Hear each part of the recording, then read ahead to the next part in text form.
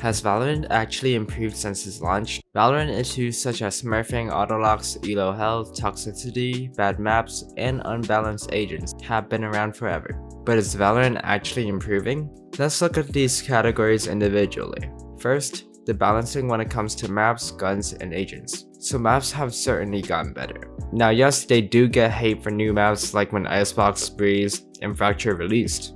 I think that this is mainly due to the players adjusting to the new maps, not just hating because they're bad maps. Now Breeze is pretty bad, not gonna lie, mainly due to the openness, so basically anybody can flank from mid and kill your entire team.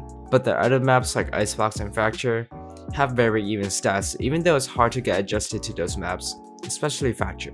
Also, with the map changes of all maps in Valorant, I think that the overall maps in Valorant has gotten better. Split especially got much more even instead of defense heavy.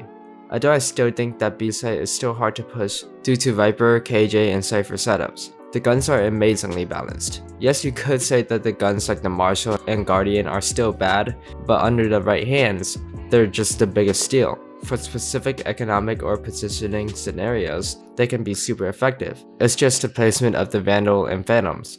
The way they made the economy so balanced is nuts. Even guns that have the same price like the Vandal and the Phantom have almost identical pick rates. The change to count by the 50s instead of the 100s makes the economy way easier to balance things out, just because it's more specific. I wouldn't be surprised if they stop changes to the guns altogether after this year, because they almost perfected it. The agents are overall pretty balanced as well, with all agents having around the same win percentage. Even the worst like Yoru or Viper a year ago are now balanced and good agents. The only overpowered agents are the ones that players take the time to learn a lot of lineups on, and I think if you're willing to put in the time, it shouldn't really get nerfed. Even what's considered the most OP agent, Jet, is still really bad if you don't have good aim. Finally, the guns to abilities economy has been improved. The complaints of abilities being too cheap has been very well addressed. They didn't make abilities unviable. It's just not an essential thing every round except for agents like Sage or Omen who need the abilities for the team. The ult orbs are also very well improved, ranging from 6 to 8 instead of 6 to 7, so I think overall, everything balance wise, Riot has been really good in making the game balanced. Next, let's talk about ranked, smurf, elo hell. So smurfing in ranked is still super common, and I don't think it's gotten a lot better, although there is a better system, and I think the system of leveling up is way better than playing just 10 games. But on the other hand, there are just so many people trying to smurf now. I think that Riot has gotten better in minimizing these smurfs though, so overall it is an improvement for the system, but more and more people are smurfing. Also, they place you in the rank way faster than before, which is another reason why the system has improved. This can be said for throws and AFKs as well.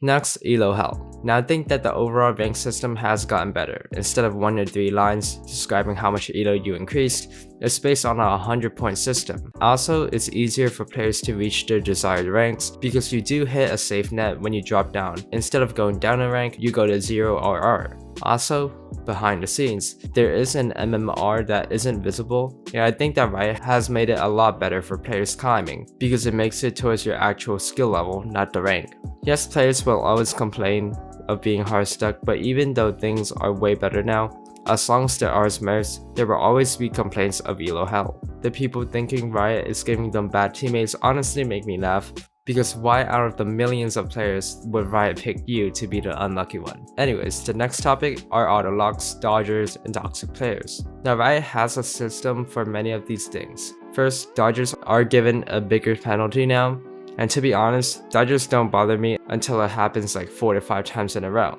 But I think it's overall a good system. Autolocks aren't any different really. You always see Reynas and Razes and Jets taking all the time. Doesn't bother me personally, but I think it's the players that kind of make it better, since the autologgers tend to be looked down upon, and if you do autolog and you're going 6 on 15 for example by the end of the game chat is guaranteed to be heated, and it's gonna get really toxic for you. Speaking of toxicity, the reporting of toxic players has overall been an improvement. I've reported many players, and although I don't really know how the system works, I have seen players get banned. I even got banned once for cursing in a game, but hey, at least it works. Also, even if you're comp banned, you can't play comp, and it shows how seriously Riot is taking this. So overall, from maps to agents to ranked, Riot Games has improved in many areas. while adding great content to the game, so thanks Riot. There's always big problems in ranked, especially regarding toxicity, but I don't think that will ever go away, to be honest. At least until the average teenage dude stops, which is probably like 90% of the player base.